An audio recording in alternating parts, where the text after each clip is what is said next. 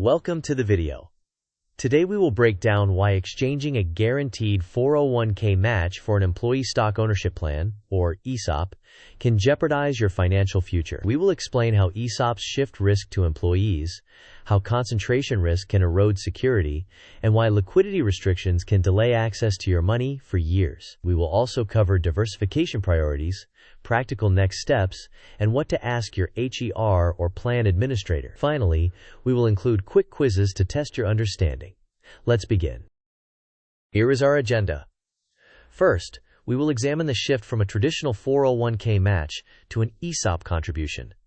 Next, we will analyze ESOP upside versus its dual risk. Then, we will outline a diversification-first strategy. After that, we will discuss liquidity issues and payout timelines. We will then move to clear action steps and questions you should ask. Finally, we will include short quizzes to reinforce learning. Let's move on to the core setup. When a company changes hands, it's common for retirement plans to be reworked. A change from a 4% 401k match to a 6% ESOP contribution might appear more generous. However, the underlying risk profile shifts from broadly diversified, portable investments to a concentrated position in a single stock, your employer. This transition increases exposure to company-specific outcomes. As a result, upside may be larger if the company thrives, but the downside can be severe if the company underperforms or fails. Additionally, payout restrictions often limit access to your vested funds for years. With that framework in mind, let's unpack the ESOP gamble.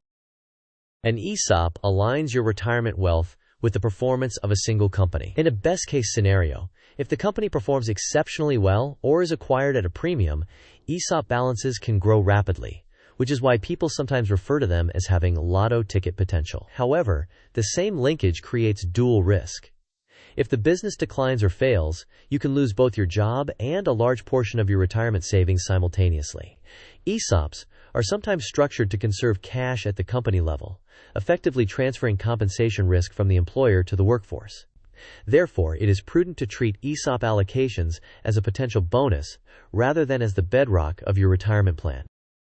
This pie diagram illustrates a prudent diversification guideline, where employer stock remains a small slice of your overall portfolio, for example around 10%, while the remaining 90% is allocated to other diversified investments. The goal is to convey that employer stock should complement, not dominate, your retirement plan. Keeping your employer exposure modest reduces the chance that a single adverse company event devastates your long-term savings. On the left, ESOPs concentrate risk in one company's stock. They may feature payout restrictions, as well as vesting and valuation complexities. While they can deliver significant upside, they also expose employees to sharp downside tied to company performance. On the right, a 401k with a traditional employer match typically allows diversified fund choices, transparent and portable accounts, and the ability to roll over assets when you leave the company. This structure reduces concentration risk and simplifies long-term planning. Evaluating these differences helps you decide how to position the ESOP within your broader financial plan. A critical but often overlooked risk is liquidity. Many ESOPs have restrictive payout schedules. If you leave the company, the plan may wait 5 or more years before beginning to pay your vested shares, followed by a multi-year installment schedule. This means you might wait a decade or longer to fully access your funds. You also have limited control over when shares are valued and sold, which can affect your realized returns. These liquidity constraints can interfere with life events or rebalancing needs, as you cannot readily convert the position to cash. This timeline maps a typical delayed ESOP distribution. At year 0, the employee departs. During years 1 through 4, there may be no distributions at all, as the plan remains within its allowed waiting period. Around year 5, the plan can begin payouts, often in installments. Between years 6 and 10, payments may occur annually. Finally, by year 10 or later, the remaining balance is paid out. While actual terms vary by plan, this demonstrates how liquidity can be constrained far beyond what most employees expect. Quiz time. The question is, what is the primary risk of relying on an ESOP as your main retirement vehicle? Option A, market volatility is completely eliminated. Option B, dual exposure to job loss and retirement loss from the same company. Option C, guaranteed higher returns than index funds. Option D. Immediate access to funds upon leaving the company. You may pause the video now to think about the answer. We will discuss the answer in the next section of the video.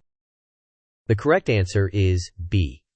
The main risk is dual exposure to job loss and retirement loss because both are tied to the same company. This concentration means a single negative company event can simultaneously affect your employment and your savings. Now let's translate ideas into actions. First, prioritize independent, tax-advantaged accounts such as a Roth or traditional IRA and a health savings account if eligible. Next, use any available traditional 401k options to diversify away from company stock. Treat the ESOP as a bonus slice rather than the foundation of your retirement. Rebalance periodically to keep employer stock exposure modest.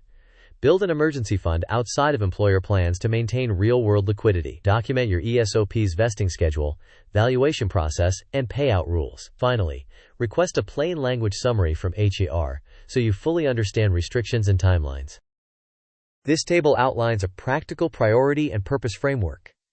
An HSA, when eligible, offers strong tax benefits and flexible use for qualified expenses. IRAs provide independent retirement savings with broad investment choices.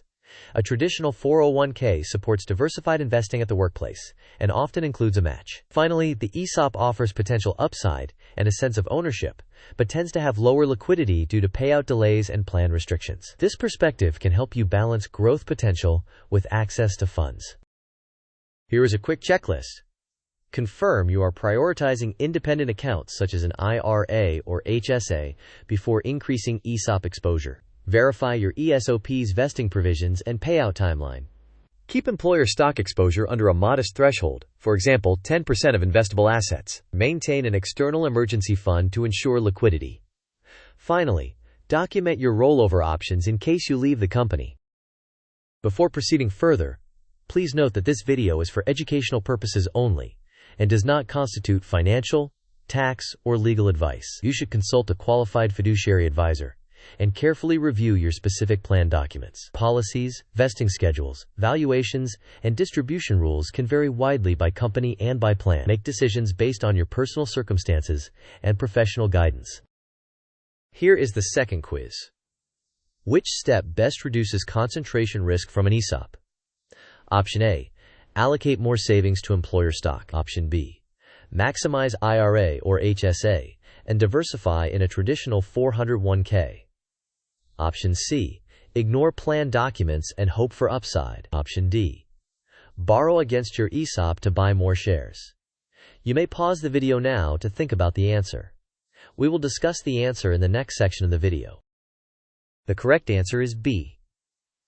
By prioritizing independent accounts, such as an IRA or HSA, and using traditional 401k options for diversified funds, you reduce concentration risk and avoid over-reliance on a single company's stock. Here are the key takeaways. First, treat the ESOP as a potential bonus rather than the core of your retirement. Second, diversify early and keep employer stock as a modest slice of your portfolio. Third, make sure you fully understand vesting, valuation schedules, and payout timing. Fourth, prioritize independent accounts and diversified workplace options before adding ESOP exposure. Finally, anticipate liquidity delays and maintain adequate cash reserves outside employer plans. Before making decisions, ask your HR or plan administrator several targeted questions. Clarify the vesting schedule and whether it is cliff or graded. Understand how often valuations occur and the methodology used. Ask when payouts begin after you separate from the company and how long installments can last. Finally, determine whether there are in-service diversification or rollover options that could reduce concentration risk while you are still employed. To summarize, a larger ESOP percentage may look more generous than a smaller 401k match, but the risks are often greater. Concentration risk and liquidity constraints pose significant threats beyond ordinary market volatility. Diversify first using independent accounts and diversified 401k options.